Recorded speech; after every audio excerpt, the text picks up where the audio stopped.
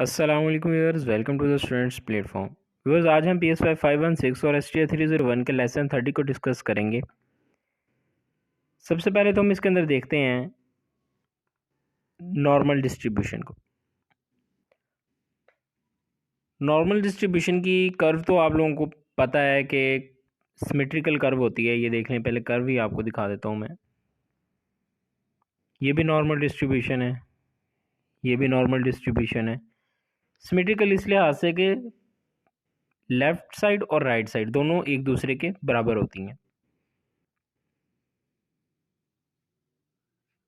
सबसे पहले आप लोग फार्मूला देखें नॉर्मल डिस्ट्रीब्यूशन का। f(x) इज इक्वल टू 1/सिग्मा अंडर रूट 2 पाई ई। अभी यहाँ पे सिग्मा ई की जो वैल्यू है वो एक फिक्स्ड वैल्यू होती है, 2.7 ये दी हुई है। नॉर्मली पेपर के अंदर या तो ये भी हो सकता है कि वो आपको ना दें वैल्यू, और ये भी पॉसिबिलिटी है कि वो वैल्यू दें, इसलिए वैल्यू बेहतर है कि आप लोग याद कर लें। इसी तरह पाई की वैल्यू जो है वो भी 3.1416 है, इसको भी एज इट इज़ याद कर लीजिएगा वैल्यू को, ई की और सिग्मा की वैल्यू याद कर लीजिएगा। ये पूरा फॉर्मूला है नॉर्मल डिस्ट्रीब्यूशन का। फॉर्मूला आपको एज इट इज़ ही याद करना पड़ेगा। इसके हम एग्जांपल देखेंगे तो आपको समझ आ जाएगी कि किस तरह ये फार्मूला बनाया गया है।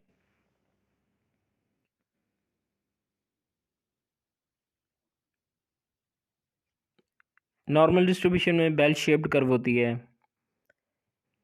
उसके अलावा इसकी प्रॉपर्टीज़ देखते हैं वन बाय वन। प्रॉपर्टी 1 में कह रहा है कि if mu are not equal and standard deviation are constant. इसके अंदर कह रहा है कि अगर तो कंडीशन ये रखी जाए कि म्यू हैं, 3 कर्व ली गई हैं और तीनों म्यू जो हैं वो इक्वल नहीं है, और जो हमारा स्टैंडर्ड डेविएशन है सिग्मा है वो कांस्टेंट है, तो हम क्या करेंगे, हमारे सामने इस तरह की वैल्यूज़ आएंगी, कुछ इस तरह की डायग्राम बनेगी जिसके अंदर म्यू जो है तीनों डिफरेंट जगह पर मौजूद है और जो सिग्मा है वो कांस्टेंट है, स्टैंडर्ड डेविएशन। इस चीज़ की क्लैरिटी आपको यहाँ पर आकर होगी, जिसके अंदर म्यू कांस्टेंट है, यानी कि एक जो मिड पॉइंट है वो एक ही है, लेकिन जो इसकी स्टैंडर्ड डेविएशन है ना, डेविएट जहाँ पे ये कर रही हैं तीनों कर्व्स, वो डिफरेंट है। दो कंडीशंस हो गई। प्रॉपर्टी नंबर 2, इसके अंदर कह रहा है कि value of x in normal case, मतलब कि नॉर्मल डिस्ट्रीब्यूशन के अंदर एक्स की वैल्यू जो होगी वो क्या होगी, वो इन्फिनिटी माइनस इन्फिनिटी से लेकर प्लस इन्फिनिटी तक होगी। यानी कि ये देखें, मीडियन से हम राइट साइड म्यू मीन से या मीडियन से राइट साइड की तरफ जाएं तो भी वैल्यू बढ़ती जाएगी, लेफ्ट साइड की तरफ जाएं तो भी वैल्यू बढ़ती जाएगी। राइट साइड पर पॉजिटिव वैल्यूज बढ़ती जाएंगी और लेफ्ट साइड पर नेगेटिव वैल्यूज। यानी कि जो कर्व है वो कहीं भी टच नहीं कर रही, वो कर्व जो है बढ़ती जा रही है, स्मूथ सीधी बढ़ती ही जा रही है, राइट साइड पर भी और लेफ्ट साइड पर भी। यहाँ पर यही बात की गई है इसके अंदर। प्रॉपर्टी 3 के अंदर कह रहा है कि it is symmetrical distribution. Symmetrical distribution का शुरू में आपको बता दिया मैंने कि लेफ्ट साइड और राइट साइड दोनों एक दूसरे के बराबर होती हैं, और जो इन टोटल जो होता है एरिया वो 1 के बराबर होता है, और लेफ्ट साइड जो होता है 0.5 के बराबर होता है, और राइट साइड भी 0.5 के बराबर होती है। दोनों में 50-50% एरिया होता है। प्रॉपर्टी 4 के अंदर कह रहा है कि इस तरह की सिमेट्रिकल डिस्ट्रीब्यूशन में मीन, मीडियन और मोड की वैल्यू जो है सेम होती है। ये एमसीक्यूज के वाले से याद रखिएगा, मीन, मीडियन और मोड जो हैं उनकी वैल्यू सेम होती है, किसमें, सिमेट्रिकल डिस्ट्रीब्यूशन के अंदर, बाइनोमियल डिस्ट्रीब्यूशन के अंदर जो कि सिमेट्रिकल होती है।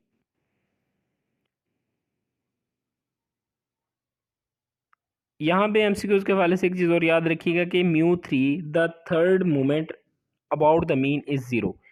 सिमेट्रिकल के अंदर μ3 जो है वो ज़ीरो के बराबर होता है, जिसको थर्ड मोमेंट हम कहते हैं, वो हमेशा ज़ीरो के बराबर होता है सिमेट्रिकल मोमेंट के अंदर।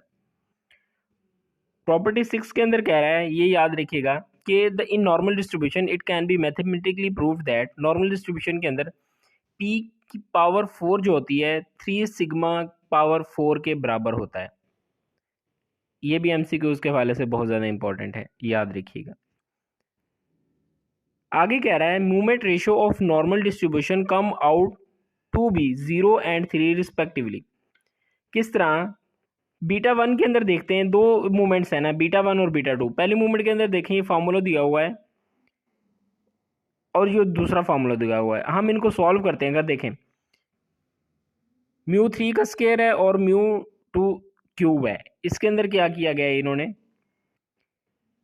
म्यू टू क्यूब ये जीरो के बराबर होता है, ये जीरो आ गया। नीचे जो भी वैल्यू आएगी सिग्मा स्क्वायर क्यूब पूरे का हो गया, ये यहाँ पे जो भी वैल्यू आएगी वो हमेशा जीरो के बराबर होगी, क्योंकि हम जीरो को किसी भी वैल्यू से तकसीम कर दें जीरो ही होती है। बीटा टू के अंदर सेकंड मूवमेंट के अंदर म्यू की पावर फोर है और यहाँ पे म्यू पावर टू की मल्टीप्लाई हो रहा है टू के साथ। म्यू फोर हमने ऊपर पढ़ा था, ये देखें प्रॉपर्टी सिक्स के अंदर एंड पे देखें म्यू फोर बराबर होता है थ्री सिग्मा फोर के। म्यू फोर लगा दी हमने थ्री सिग्मा फोर, और नीचे जो है सिग्मा आ गया म्यू की जगह, और सिग्मा स्केयर टू से मल्टीप्लाई हो रहा है, फोर हो गया, सिग्मा फोर हो गया, ऊपर भी सिग्मा फोर, सिग्मा फोर से कैंसिल हो गया, पीछे आंसर आया थ्री के। ये चीज़ सिंपली प्रूव कर बता रहा है। अगर आप लोग इतना भी याद रख लें कि the moment ratio of normal distribution come out to be zero and three respectively, ये एमसीक्यूज के वाले से बहुत इंपॉर्टेंट है, ये चीज़ याद रखिएगा। प्रॉपर्टी 8 के अंदर क्या कह रहा है, इसमें कह रहा है कि म्यू प्लस माइनस सिग्मा, तीन कंडीशंस यहाँ पे बता रहा है। अगर कह रहा है कि म्यू प्लस माइनस सिग्मा के बराबर होगा, ये एमसीक्यू उसके हवाले से बहुत ज़्यादा इंपॉर्टेंट है और आ भी चुका है। The interval mu plus minus sigma will always contain 68.26% of the total area. यहाँ पे दिखाया गया है कि अगर हम म्यू के अंदर प्लस वन सिग्मा करें और दूसरी साइड पे म्यू के अंदर माइनस वन सिग्मा करें, तो जो एरिया दरमियान में बनता है म्यू का वो ये एरिया है, और दोनों साइडों पर एरिया जो आपके सामने 0.1587 बनता है। दूसरी के अंदर यहाँ पे कह रहा है कि अगर हम म्यू के अंदर टू को ऐड करते हैं या टू को माइनस करते हैं टू सिग्मा को, तो हमारे पास जो एरिया आता है वो आता है 95.44, ये आपके सामने है। दोनों साइडों पर टू सिग्मा को ऐड और एक साइड पर टू सिग्मा को माइनस किया जा रहा है। उसके बाद तीसरी कंडीशन के अंदर कह रहा है कि अगर हम mu plus minus three sigma करते हैं तो हमारे पास एरिया आता है 99.73। ये देखें दोनों साइडों पर सिग्मा, एक साइड पर थ्री सिग्मा ऐड हो रहा है, एक साइड पर थ्री सिग्मा माइनस हो रहा है, दरमियान वाला एरिया आ गया 0.9973। आगे चलते हैं। ये जो हमने अभी हर ग्राफ को अलग अलग पढ़ा था, इन्होंने एक इसको कंबाइन करके दिखा दिया आपके सामने। एक में वन सिग्मा को ऐड कर रहा है, दूसरी तरफ टू सिग्मा को, और तीसरी तरफ थ्री सिग्मा को ऐड कर रहा है, तो इसी तरह लेफ्ट हैंड साइड पे इनको माइनस कर रहा है।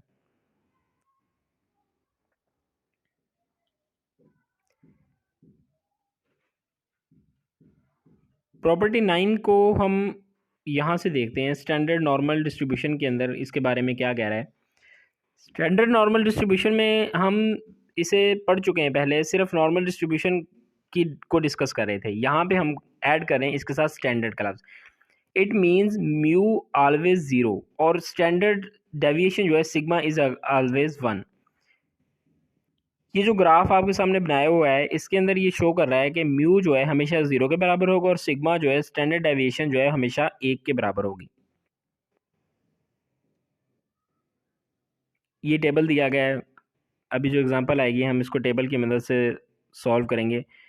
पेपर के अंदर वो या तो आपको वो टेबल दिया होगा इन्होंने, या फिर टेबल के अंदर से जो हम वैल्यू सर्च करते हैं वो वैल्यू दी होगी। द प्रोसेस ऑफ स्टैंडर्डाइजेशन,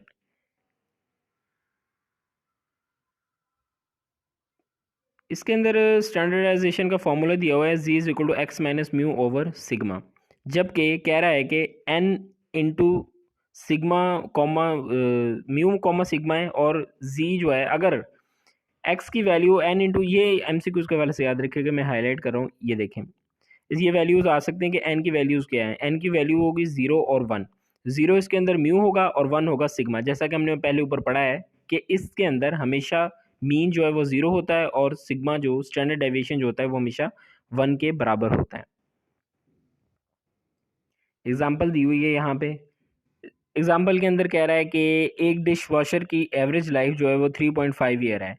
अगर स्टैंडर्डाइज्ड देखी जाए इसकी जो ड्यूरेशन है वो 1 साल होगी, तो इसकी गारंटी अगर 12 माह है तो इसकी गारंटी के मुताबिक रिप्लेसमेंट हम कितनी करेंगे, प्रोबेबिलिटी क्या है रिप्लेसमेंट की, इसको हम देखते हैं। ये जो भी हमने ऊपर डिस्ट्रीब्यूशन वाला फंक्शन पढ़ा है इसके मुताबिक हम इसको सॉल्व करते हैं। 3.5 वो कह रहा है एवरेज, एवरेज यानी कि मीन। अभी ये जो इन्होंने 1 दिया हुआ है, 1 जो इसकी क्या है स्टैंडर्ड ड्यूरेशन है, यानी कि हमारे पास स्टैंडर्ड डेविएशन जो हमारे पास आ जाती है सिग्मा की वैल्यू वो हमारे पास 1 के बराबर आती है। मीन 3.5 है, सिग्मा 1 है। सिंपली हम क्या करेंगे, फार्मूला लिखेंगे, फार्मूले के अंदर यहाँ पे वैल्यूज़ हमने कर दी पुट। अभी कह रहा है कि हमारे पास x की क्या वैल्यू है, x की वैल्यू को किस तरह फाइंड करेंगे। x है नंबर, टोटल नंबर, 12 माह है, माह को हम ईयर में कन्वर्ट करेंगे तो हमारे पास 1 ईयर आ जाएगा, यानी कि 1 माइनस 3.5 ओवर 1 हम करेंगे, हमारे पास वैल्यू आ जाएगी -2.5। आगे देखें, यहाँ पे हमने -2.5 को शो कर दिया लाइन में, 3.5 मीन है, 1 जो इसका स्टैंडर्ड डेविएशन है और यानी कि सिग्मा की वैल्यू है। हमारे पास आ गई -2.5 आ गई हमारे पास जी की वैल्यू, स्टैंडर्ड जो इसकी है स्टैंडर्डाइजेशन की वैल्यू आ गई। अभी हमने स्टैंडर्डाइजेशन की वैल्यू नहीं निकाली, हमने दूसरी वाली वैल्यू निकाली है जिसके अंदर हम देखेंगे कि लॉस कितना होता है, गारंटी के मुताबिक हमें कितनी ज़्यादा डिशेस को रिप्लेस करना पड़ेगा, हमने ये देखना है।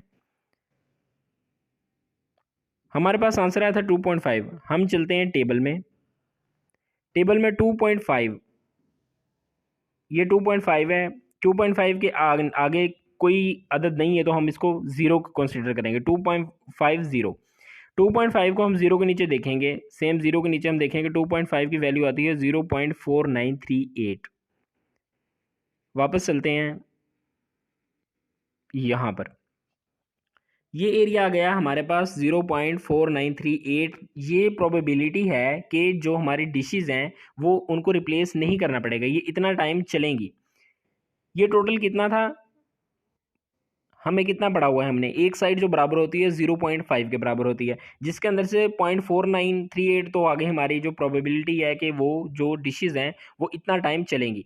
अभी हमने मालूम करना है कि इनकी गारंटी जो है फेल्योर कितना होता है, कितनी रिप्लेस करनी पड़ेगी। हम क्या करेंगे, 0.5 में से ये जो वैल्यू आई है इसको माइनस कर देंगे, वैल्यू आती है 0.0062। इसको परसेंटेज में कन्वर्ट करेंगे तो हमारे पास वैल्यू आ जाएगी 0.62%, यानी कि रिप्लेस कितनी होंगी डिशेस, 0.62% डिशेस जो होंगी रिप्लेस होंगी, हमारा आंसर है। अगली एग्जांपल देखते हैं। इसके अंदर कह रहा है कि मुख्तलिफ ममालिक में पुलिस में अप्लाई करने के लिए 170 सेंटीमीटर जो है हाइट चाहिए, मीन हाइट जो है, और इसकी स्टैंडर्ड डेविएशन कह रहा है 3.8 सेंटीमीटर है। अगर 1000 बंदे अप्लाई करते हैं जिनमें से 70% लोगों को सिलेक्ट किया जाएगा तो मिनिमम एक्सेप्टेबल हाइट क्या होगी। आ जाएं इसकी सॉल्यूशन की तरफ। मीन उन्होंने बताइए 170, हमने 170 लगा दी, स्टैंडर्ड डेविएशन इसका 3.8 है, हमने वो भी लगा दिया। अभी यहाँ पे कह रहा है कि हमने लेफ्ट हैंड साइड पे इसलिए लगाया क्योंकि लेफ्ट हैंड साइड पे फेल्योर आया, हमने बताया कि नेगेटिव है चीज़ कम होती है। 30% हमने यहाँ पे देखा कि 30% जो बंदे सेलेक्ट नहीं किए जाएंगे, 70% उनका सेलेक्ट किए जाएंगे तो पीछे रह गए 30% नहीं सेलेक्ट किए जाएंगे। अभी टोटल एरिया होता है 50% का, यहाँ पे 30 सेलेक्ट हो गया, 20 रह गया और राइट साइड पे भी 50 गया, मतलब कि ये जो 70% है इसके अंदर ये प्रोबेबिलिटी है कि बंदों को इनकी हाइट के हिसाब से सिलेक्ट किया जाएगा। वही स्टैंडर्डाइजेशन का फॉर्मूला हम पुट करेंगे यहाँ पर।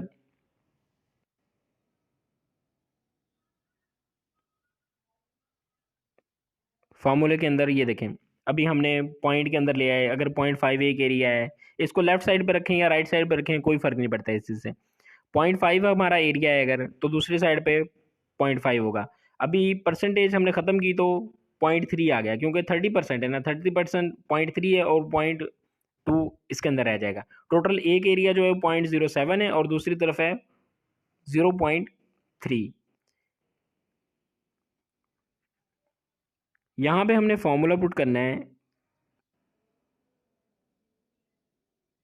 इधर आ जाएं। हमें बताया, ये फार्मूला याद रख लीजिए कि x is equal to standard deviation plus mean into standardisation. Standardisation की वैल्यू हमने निकाली है -0.52। ये फार्मूला उठाएं, इसके अंदर वैल्यूज पुट कर दें, हमारे पास आंसर आएगा 0.52। यहाँ पे पुट करें एज इट इज़ सारी वैल्यूज़, हमारे पास x की वैल्यू जो है आ जाएगी 168 सेंटीमीटर। 168 सेंटीमीटर कह रहा है वो वैल्यू है जो कि बंदों की सिलेक्ट प्रोबेबिलिटी होगी कि इतने सेंटीमीटर वाले हाइट के वाले बंदे को सिलेक्ट कर लिया जाएगा। आगे normal approximation to the binomial distribution है, इसके अंदर f x is equal to n x है और पी पावर है एक्स है, एन क्यू की पावर एन माइनस एक्स है। इसके अंदर आपको बता दूं पी और क्यू क्या चीज़ है। पी जो है वो सक्सेस की प्रोबेबिलिटी होती है और क्यू जो है ये फेलियर की प्रोबेबिलिटी काउंट की जाती है। पी और क्यू जब इनको जमा करते हैं तो ये हमेशा 1 के बराबर आता है, यानी कि सेम उसी तरह 0.5 एक साइड पर है, 0.5 दूसरी साइड पर, इन दोनों को जमा करेंगे तो इक्वल होगा 1 के। एग्जाम्पल की तरफ आते हैं।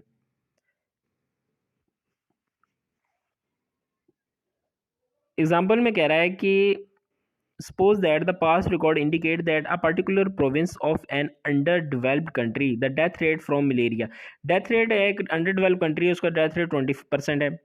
find the probability that particularly village of that particular province the number of death is between 70 and 80 inclusive out of total of 500 patient of the malaria। मतलब कि टोटल बंदे कितने हैं, 500 हैं। नंबर टोटल नंबर n जो आ गया हमारे पास 500 आ गया। प्रोबेबिलिटी p, ये हमारे पास मतलब कि p प्रोबेबिलिटी है 0.20, इतने बंदों की डेथ होती है। हमने परसेंटेज को 100 से मल्टीप्लाई करके 0.2 आंसर 0.20 हमारे पास आ जाता है। अभी यहाँ पे देखें, it is obvious that it is very cumbersome to apply the binomial formula in order to compute। कह रहा है कि x की वैल्यू जो है हमने फाइंड करनी है वो 70 से लेकर 80 के दरमियान होगी। हमें पता है इसके अंदर एन पी जो है, एन पी मालूम करेंगे तो वो आ जाएगा, बराबर हो जाएगा 100 को 0.2 से मल्टीप्लाई करेंगे हमारे पास आ जाएगा 100। ये जो है ग्रेटर होगी 5 से। इसी तरह एन क्यू मालूम करना है। क्यू इसके अंदर हम देखते हैं 0.2 एक साइड पे जिसके अंदर डेथ हो रही है, दूसरी तरफ जो है मलेरिया से 20% डेथ हो रही है, तो जो सर्वाइव कर रहे हैं 80% लोग सर्वाइव कर रहे हैं। इसको हम जाहिर करेंगे क्यू से। क्यू को जाहिर करने इसको हम करेंगे 0.2 को 1 में से माइनस कर देंगे, वो 0.8 हमारे पास आंसर आएगा, ये क्यू की वैल्यू आ जाएगी। अभी एन क्यू है नंबर टोटल और क्यू 0.8 मल्टीप्लाई करेंगे 400। अब 100 और 400 को मल्टी जमा करेंगे तो टोटल ये 500 के बराबर आएगा। इससे हमें पता चलेगा कि हम जो सोल्यूशन कर रहे हैं वो बिल्कुल ठीक कर रहे हैं। Mu is equal to n p के बराबर होता है, 100 आया, वही दोबारा यहाँ पे mu is equal to n p is equal to 500 multiply by 0.020, 100 के बराबर आ गया। अभी हमने इसका स्टैंडर्ड डेविएशन निकालना है, तो पहले हम वेरिएंस मालूम करेंगे। Sigma square is equal to sigma square हमें पता होता है एन पी क्यू के बराबर होता है। एन की वैल्यू, पी की वैल्यू, क्यू की वैल्यू पुट करेंगे 100 आएगा। अभी हमने स्टैंडर्ड डेविएशन इसका मेजर करना है, तो हम स्केयर को हटाने के लिए दोनों साइडों पर अंडर रूट लेंगे, तो आंसर आ जाएगा 8.94। ये हमारे पास आ गई स्टैंडर्ड डेविएशन की वैल्यू। मालूम ने क्या करना था, हमने मालूम करना था कि 70 और 80% के दरमियान डेथ रेट को हमने मेजर करना था। तो हमारे पास हमने स्टैंडर्ड डेविएशन मालूम करना था, तो डेविएशन जो आती है इन दोनों के दरमियान में डेथ रेट की, वो आती है 8.94। ये नॉर्मल डिस्ट्रीब्यूशन है, यानी कि इसका जो कर्व हम हासिल करेंगे यहाँ पर नॉर्मल डिस्ट्रीब्यूशन के कर्व को रिप्रेजेंट किया गया है।